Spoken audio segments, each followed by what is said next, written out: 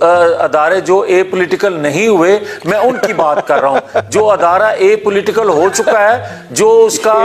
اس کے ترجمان باتیں کرتے ہیں, میں اس کو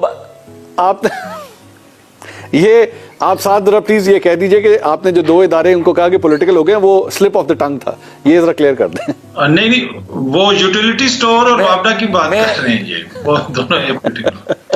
یہ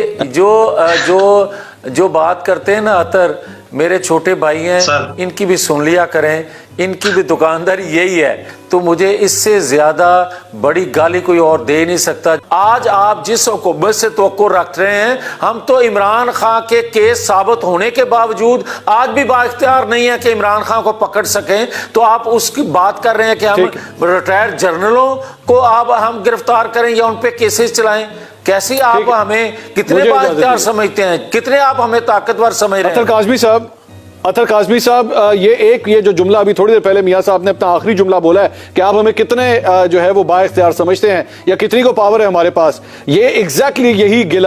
گلہ عمران خان صاحب کا بھی ہے کہ میرے پاس کرسی تو تھی لیکن میرے پاس طاقت نہیں تھی. اگر دونوں پاکستان کی 2 بڑی سیاسی جماعتیں یہی گلہ کر رہی ہیں کہ کرسی تو ہے ہمارے پاس لیکن طاقت نہیں ہے, تو پنجاب میں ہونے والے یہ الیکشنز یا اس سال ہونے والے دیگر الیکشنز, کیا ان کے اندر کوئی فرق آ جائے گا یا صرف اور صرف کرسی کے لیے یہ جنگ ہو رہی ہے, اختیار پھر بھی کسی کے پاس نہیں رہے گا چاہے جو مرضی جیت جائے؟ دیکھیں اختیار آپ کو لینا پڑتا ہے, ہم نے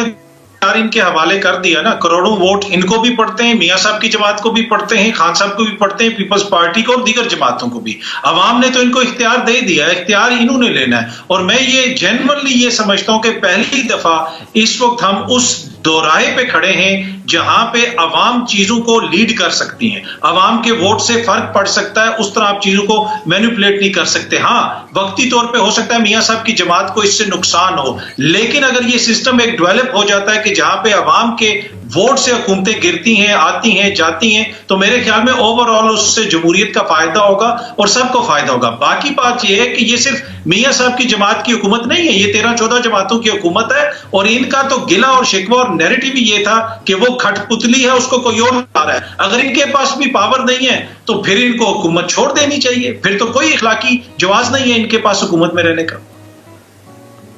میاں جاوید لطیف صاحب, اطہر صاحب کا میرے خیال میں کہنا یہی ہے کہ اگر پہلی دفعہ عوام کو ووٹ کو عزت مل رہی ہے, عوام کے ووٹ کو یہی عزت مل رہی ہے جس کا نعرہ آپ لوگ لگایا کرتے تھے, تو بے شک وہ ووٹ عمران خان صاحب کو ہی کیوں نہ جائے, آپ کو اس چیز کو سپورٹ کرنا چاہیے. یار میری بات سنیں,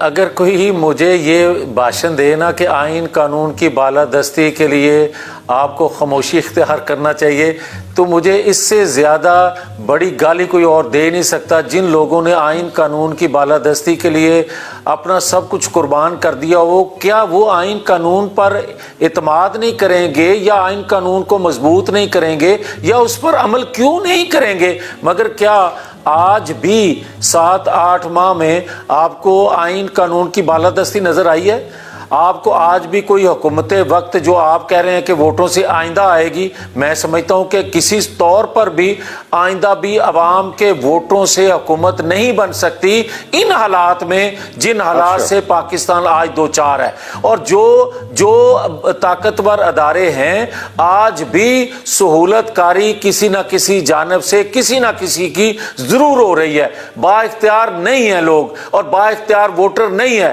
اور میں یہ بھی آپ کو کہہ دوں میاں صاحب, یہ ایگزیکٹ سینیریو 2018 کے حوالے سے آپ نے جب پہلے بات کی, آپ نے اس وقت کے جو آرمی چیف تھے ان کے اوپر الزام لگایا, آپ نے بعد میں بننے والے جو D G I S I تھے ان کے اوپر الزام لگایا. آپ انہی الزامات کو دوبارہ دہرا رہے ہیں, لیکن آج جو موجودہ آرمی چیف ہیں, جو موجودہ D G I S I ہیں, جہاں تک میری معلومات ہیں عمران خان صاحب سے دوریاں ان کی کافی ہیں اور آپ لوگوں کے ساتھ تو قربت کافی ہے, اس کے باوجود آپ یہ الزام لگا رہے ہیں ادارے کے اوپر. لیکن منصور علی خان, بدقسمتی ہے کہ آپ سمجھتے ہوتے بھی بات کسی اور جانب لے کر جا رہے ہیں. میں جو آپ کو کہہ رہا ہوں کہ مجھے ان لوگوں پہ کوئی شک و شبہ نہیں ہے اور نہ ہی آج کسی اور جماعت کی لیڈرشپ کو ہے، یہاں تک کہ عمران خان کو بھی نہیں ہے، مگر وہ عادت سے مجبور ہو کے یہ بات کر رہے ہیں اپنے لوگوں کو سیف کرنے کے لیے۔ میں جو بات کر رہا ہوں کہ دیگر دو پولیٹیکل دو ادارے جو اے پولیٹیکل نہیں ہوئے، میں ان کی بات کر رہا ہوں۔ جو ادارہ اے پولیٹیکل ہو چکا ہے، جو اس کے ترجمان باتیں کرتے ہیں، میں اس کو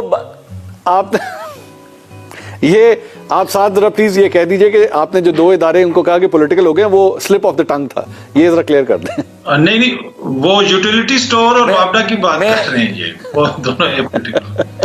یہ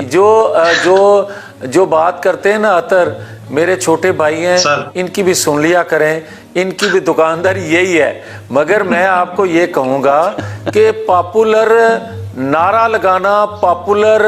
سٹانس لینا ایک اور چیز ہے، ریاست کو دیکھنا، ریاست کو چلانا، آنے والے وقت کو دیکھتے ہوئے اس کی منصوبہ بندی کرنا، اس کے لیے یہ ماحول سازگار نہیں ہے۔ میں یہ خدا نہ کرے، اچھا مجھے آخری سوال میاں صاحب آپ سے آخری سوال منصور، ایک سیکنڈ